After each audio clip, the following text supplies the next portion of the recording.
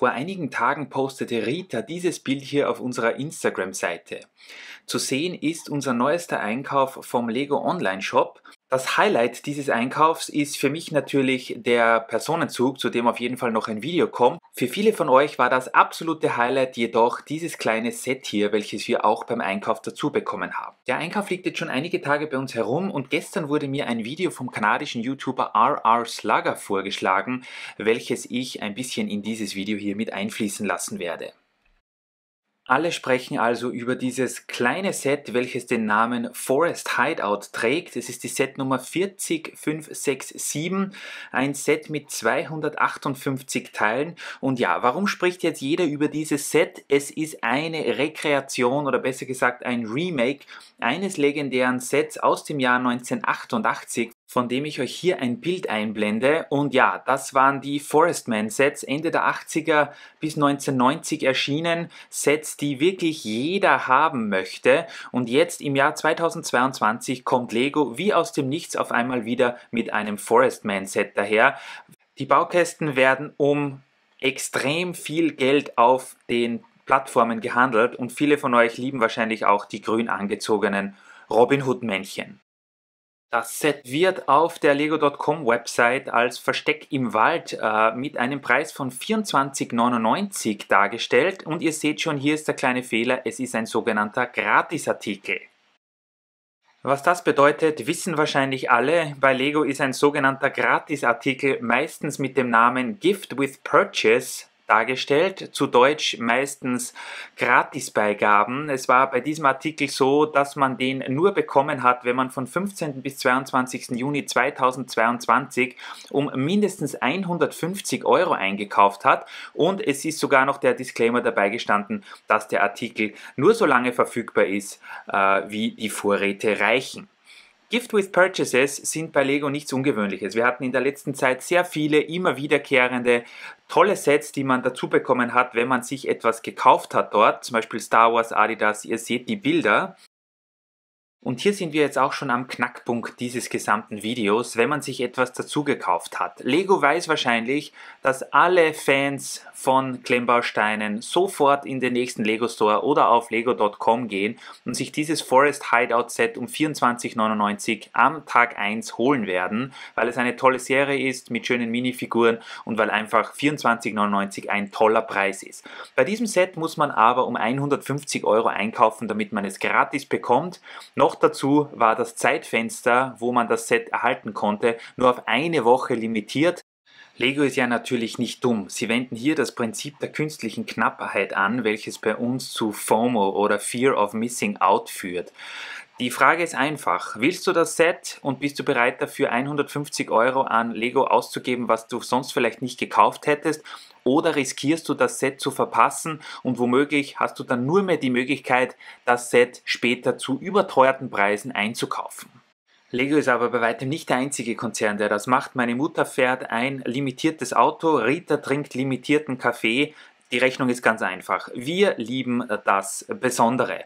Nun sitze ich da mit meinem Passagierzug, den ich wahrscheinlich woanders um einiges günstiger bekommen hätte, aber ich habe dafür dieses Forest Man Hideout Set bekommen und das ist für mich in gewisser Hinsicht auch eine Art Belohnung. Was man allerdings auch noch anmerken muss, ist, dass dieses Forest Hideout Set kein normales GWP ist. Es wurde vor Monaten schon auf allen Websites groß angekündigt, die Leute freuen sich mega drauf. Lego feiert 90 Jahre Firmenbestehen und kommt mit jeder Menge cooler Jubiläumssets daher, zum Beispiel dieser großen, wahrscheinlich der größten Ritterburg, die wir jemals gesehen haben. Und da war es schon sehr wichtig, das Set zu bekommen, nicht wahr? Was haben also viele gemacht? Sie sind am 15. Juni um Punkt 0 Uhr auf die Lego.com Webseite gegangen, haben mit Gewalt irgendwelche Sets gesucht, um irgendwie auf 150 € zu kommen. By the way, ich habe Rita noch einen Schlüsselanhänger bestellt, dass wir auf 150 € kommen. Und dann sind wir nebenbei auch auf Stonewars und Promobricks.de gewesen, wo die Kommentarspalten übergegangen sind. Um kurz nach 0 Uhr waren da schon die ersten Meldungen, dass die GWP-Geschichte nicht zu funktionieren scheint. Es waren Leute, die wollten das GWP, aber es war nicht im Warenkorb. Leute sind fast durchgedreht, Leute wollten den Lego Store stürmen, übertrieben ausgedrückt, weil die Webseite einen Anzeigefehler hatte. Man stellte sich also zu Recht die Frage, wo dieses GWP denn geblieben sei. Und wenn man dann mal so auf eBay und Co. nachschaute, wurden die ersten schon um dreistellige Beträge verkauft. Mittlerweile hat sich der Preis so bei etwa 40 bis 50 Euro eingependelt. Bei Bricklink sogar noch etwas teurer. Hier seht ihr die Angebote allerdings auf weltweit sortiert. Das heißt, die meisten kommen da aus China und den USA. Und ja, das Set gibt es jetzt nicht mehr. Das Verkaufsfenster ist aus und es gibt hier keine Möglichkeit mehr, das Set zu kaufen, außer am Zweitmarkt.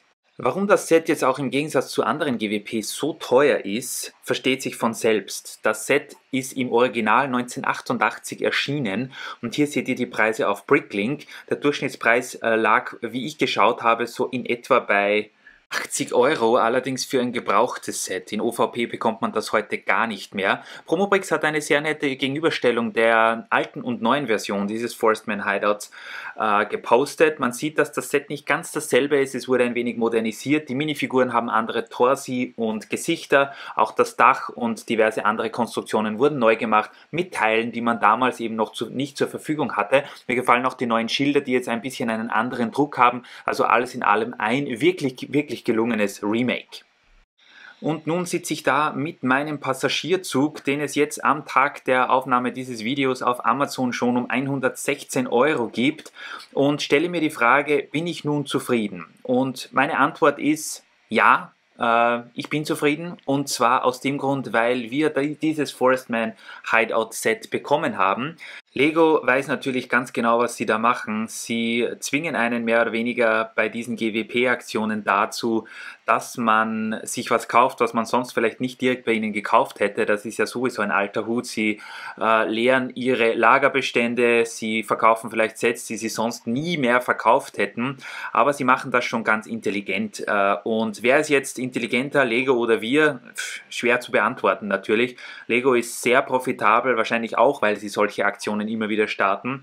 Im Großen und Ganzen muss ich aber sagen, dass jeder das für sich selbst entscheiden sollte. Wir haben sowohl Meldungen bekommen, wie blöd wir nicht sind, dass wir den Zug bei Lego direkt kaufen. Andererseits haben wir aber auch Leute gesehen, die uns geschrieben haben, wie sehr sie uns nicht beglückwünschen, dass wir dieses Forest Man Hideout Set noch bekommen haben, und zwar zu einem dann doch ganz attraktiven Preis. Dass wir einen Preis dafür bezahlt haben, das ist uns ganz klar und das soll auch von mir aus so sein. Es verdient kein Konzern damit Geld, Sachen an Leute zu verschenken. Man muss sich das eben ausrechnen, wie sehr man diese GWPs gerne haben möchte. Wir haben das jetzt so gemacht, dass alle, die wir gerne haben wollen, wie zum Beispiel dieses hier, übrigens, es ist, falls jemand nach einem Review fragt, wir haben es noch nicht aufgebaut, aber es ist von der Optik her ein sehr schönes Set, sehr gelungen und wir haben es uns auch genommen, weil wir eben über längere Sicht mal ein Mittelalter-Layout planen und da haben wir uns gedacht, dass es da ganz gut reinpasst. Man bekommt ja auch trotzdem 5% Cashback in Form der VIP-Punkte und da haben wir uns gedacht, dass das vielleicht ein GWP sein könnte, welches man später wirklich schlecht bekommen könnte. Es gibt Gerüchte, dass das nochmal im Sommer zur großen Ritterburg rauskommt, aber das haben wir noch nicht bestätigt bekommen. Was war jetzt der eigentliche Sinn dieses Videos? Ja, das frage ich mich gerade selbst. Es war einfach ein Gedankengang, den ich hatte und schon mehrere Tage drüber nachgedacht habe. Und ja, also was uns einfach immer wieder überrascht, war die Dimension dieses GWPs oder dieser Aktion, dass wirklich Leute um Mitternacht verzweifelt vor ihren PC-Geräten gesessen haben und dieses Hideout nicht im Warenkorb angezeigt bekommen haben.